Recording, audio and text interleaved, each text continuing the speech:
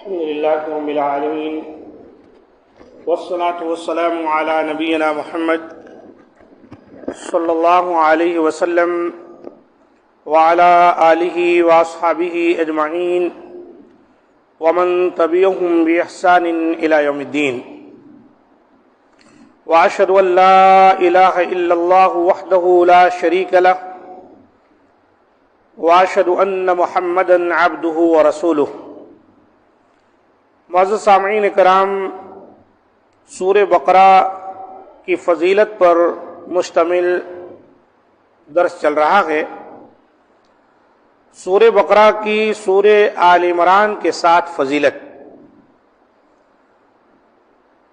امام احمد نے عبداللہ بن بریدہ کی اپنے باپ سے روایت بیان کی ہے کہ میں نبی کریم صلی اللہ علیہ وسلم کے پاس بیٹھا ہوا تھا، میں نے آپ کو ارشاد فرماتے ہوئے سنا، تعلموا سورۃ البقرہ فإن أخذها برکہ وترکها حسرہ ولا يستطيعها البطلہ۔ سورہ بقرہ کو سیکھو، اسے لینا برکت اور اسے ترک کرنا حسرت ہے، اور جادوگر قسم کے لوگ اس کی استطاعت نہیں رکھتے۔ قال ثم سکت ساعة ثم قال تعلموا سورة البقرة وآل عمران فإنهما الزهراوان يضلان صاحبهما يوم القيامة كأنهما غمامتان أو غيايتان أو فرقان من طير صواف۔ پھر آپ کچھ دیر خاموش رہے، پھر فرمایا، سورہ بقرہ اور آل عمران کو سیکھو، یہ دونوں نورانی صورتیں ہیں، یہ دونوں اپنے پڑھنے والے پر قیامت کے دن سائبان یا بادل یا پر پھیلائے ہوئے پرندوں کے جھنڈ کی طرح سایہ فغن ہوگی۔ پھر آپ نے فرمایا، وَإِنَّ الْقُرْآنَ يَلْقَى صَاحِبَهُ يَوْمَ الْقِيَامَةِ حِينَ يَنشَقُّ عَنْهُ قَبْرُهُ كَالرَّجُلِ الشَّاحِبِ فَيَقُولُ لَهُ هَلْ تَعْرِفُنِي فَيَقُولُ مَا أَعْرِفُكَ فيقول أنا صاحبك القرآن الذي أذمعتك في الحواجر وأسهرت ليلك وإن كل تاجر من وراء تجارته وإنك اليوم من وراء كل تجارة فيعطى الملك بيمينه والخلد بشماله۔ آپ صلی اللہ علیہ وآلہ وسلم نے فرمایا، قرآن پڑھنے والا جب قبر سے اٹھے گا تو قرآن اس سے ایک اجنبی شخص کی صورت میں ملے گا، پورا قرآن ہی۔ اس لیے حدیث میں آیا ہے کہ نبی صلی اللہ علیہ وسلم نے فرمایا کہ قرآن قیامت کے دن سفارشی بن کے آئے گا۔ اب دیکھیے، سورہ بقرہ اور سورہ آل عمران کی الگ الگ اپنی فضیلتیں ہیں، یہاں پورے قرآن کی فضیلت بیان ہو رہی۔ آپ صلی اللہ علیہ وسلم فرماتے ہیں کہ جب قرآن پڑھنے والا اپنی قبر سے اٹھے گا تو قرآن اس سے ایک اجنبی شخص کی صورت میں ملے گا اور کہے گا، حل تعریفنی، کیا آپ مجھے پہچانتے ہیں؟ ایک آدمی کہے گا، ما عارفک، نہیں، میں آپ کو نہیں پہچانتا۔ تو قرآن کہے گا، میں تیرا ساتھی وہ قرآن ہوں جس نے دن کو تجھے بھوکا پیاسا رکھا اور رات کو بیدار رکھا۔ انا صاحبک القرآن الذی اذمعتک فی الحواجر واسحرت لیلک۔ کیا معنی ہے؟ یعنی دن میں قرآن مجید جب کوئی پڑھتا ہے اور روزہ رکھتا ہے، رات کو قیام کرتا ہے، تو روزہ رکھنے سے بھوکا پیاسا رہے گا، اور رات کو قیام کرے گا تو رات بھر بیدار رہے گا۔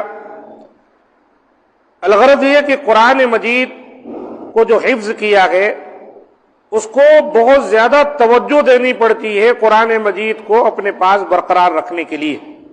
اسی کی طرف اشارہ ہے کہ دن اور رات قرآن مجید کی وجہ سے تو پریشان رہا۔ پھر پھر کہے گا، وَإِنَّ كُلِّ تَاجِرٍ مِّن وَرَاءِ تِجَارَتِهِ، سنو، ہر تاجر اپنی تجارت کے پیچھے ہوتا تھا، لیکن آج سب تجارتیں تیرے پیچھے ہیں۔ دنیا کے اندر ہر آدمی جو بھی تجارت کر رہا ہے، کاروبار کر رہا ہے، اپنی تجارت کو چمکانے کے لیے، آگے بڑھانے کے لیے اس کے پیچھے پیچھے ہے۔ لیکن آج وَإِنَّكَ الْيَوْمَ مِنْ وَرَاءِ كُلِّ تِجَارَةٍ، اور آج یہ حال ہے کہ سب تجارتیں تیرے پیچھے ہیں۔ اب اسے ملک دائیں ہاتھ میں دیا جائے گا اور خلد بائیں ہاتھ میں۔ فَيُعْطَى الْمُلْكَ بِيَمِينِهِ وَالْخُلْدَ بِشِمَالِهِ وَيُوضَعُ عَلَى رَأْسِهِ تَاجُ الْوَقَارِ۔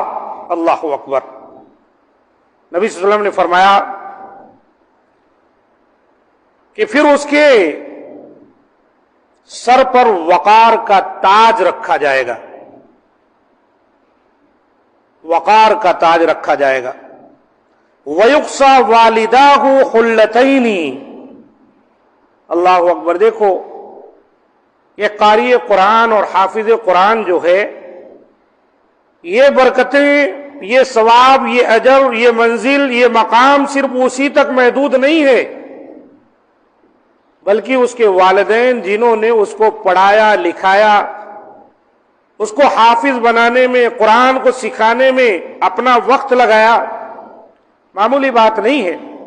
دنیا کی ترقی ایک طرف، اور سیدھے سادے مصلے پر، بوریے پر، چٹائی پر بیٹھ کر جھوم جھوم کر پڑھنے والے قرآن بچے ایک طرف، دوسری طرف بڑی امیدیں وابستہ ہیں، امریکہ، لندن، برطانیہ، باہر کے ممالک ان کے منتظر ہیں کہ یہ پڑھیں گے، پاس ہوں گے، ڈگریاں لیں گے بڑی بڑی، اور ایک طرف بالکل ساری دنیا سے کٹ کر صرف جھوم جھوم کر اللہ کا کلام پڑھ رہا ہے، یاد کر رہا ہے، کلام پڑھ رہا ہے، یاد کر رہا ہے، سنا رہا ہے، یاد کر رہا ہے، اس کو مستقبل کی کوئی فکر نہیں لگی، صرف ہمارا رب راضی ہو جائے، والدین اس کے لیے بٹھا دیے۔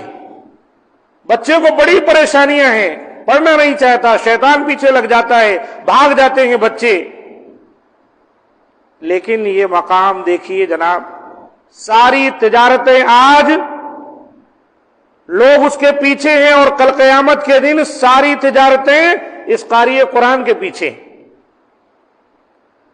تاج پہنایا جا رہا ہے، اور نبی صلی اللہ علیہ وسلم نے فرمایا یہ اس تک نہیں، وَيُقْصَى وَالِدَاهُ خُلَّتَيْنِ، اور اس کے والدین کو ایسے قیمتی حلے پہنائے جائیں گے، ایسا شاندار کپڑا پہنایا جائے گا، لا يقوم لهما اہل الدنیا، کہ ساری دنیا والے مل کر بھی ان کی قیمت ادا نہ کر سکیں۔ ان کے والدین کو بھی، حافظ قرآن کے والدین کو بھی وہاں پر عزت بخشی جا رہی ہے، ان کو بھی وہاں پر نوازا جا رہا ہے، ایسے قیمتی کپڑے پہنائے جا رہے ہیں کہ ساری دنیا مل کر ان کی قیمت ادا نہیں کر سکتی۔ پھر آپ نے فرمایا فَيَقُولَانِ بِمَا أُسِينَا هَذَا، اب یہ والدین کہیں گے آخر یہ قیمتی لباس ہم کو کس لیے پہنائے گئے؟ وہ عذرائے تعجب پوچھیں گے کہ یہ عمدہ اور قیمتی حلے ہمیں کس وجہ سے پہنائے گئے ہیں؟ تو جواب کیا دیا جائے گا؟ فَيُقَالْ بِأَخْذِ وَلَدِكُمَا الْقُرْآنِ، تیرے لڑکے نے جو قرآن حفظ کیا، جو قرآن پڑھتا رہا، اس کی وجہ سے تجھے یہ مقام مل رہا ہے، قرآن پڑھنے کی وجہ سے جو تیرے بیٹے نے یاد کیا ہے۔ پھر کہا جائے گا قرآن پڑھتا جا اور جنت کے درجے اور بالا خانے چڑھتا جا، چنانچہ وہ پڑھتا جائے گا اور جنت کے درجے چڑھتا جائے گا، خواہ جلدی جلدی پڑھے یا ترتیل سے۔ یہ حدیث مسند احمد میں آئی ہے 3391 پر، سنن دارمی نے اسے نقل کیا ہے، اور حدیث بالکل صحیح ہے، اور اس حدیث کے بعض حصوں کے شواہد بھی موجود ہیں، جس سے یہ پتہ چلتا ہے کہ حدیث بہرحال اس قابل ہے کہ اس کو سنایا جائے، سنا جائے اور سمجھا جائے۔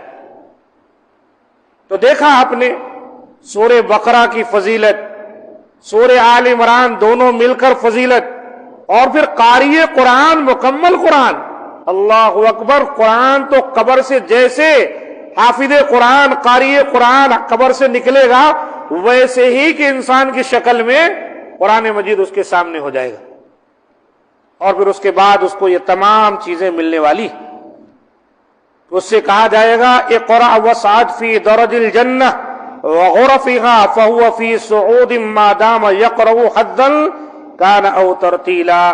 دنیا میں جیسے قرآن تیزی سے بھی پڑھتا تھا، آہستہ سے قرات سے بھی پڑھتا تھا، اب اس کی مرضی ہے قاری قرآن کی، جلدی جلدی پڑھ کر وہ جنت کے درجات کو پہنچ جائے یا اطمینان سے پڑھتا جائے تاکہ اور اوپر چلا جائے۔ اللہ اکبر، اس طرح کی چیزیں ہیں جو اللہ تعالیٰ نے ایک قاری قرآن کے لیے رکھ چھوڑا ہے۔ عزیز ساتھیوں، قرآن سے ہم کو تعلق جوڑنا چاہیے اور اپنے بچوں کو حافظ قرآن بنانے کی کوشش کرنی چاہیے اگر ان کے اندر اتنی صلاحیت ہے کہ وہ حفظ کر سکتے ہیں۔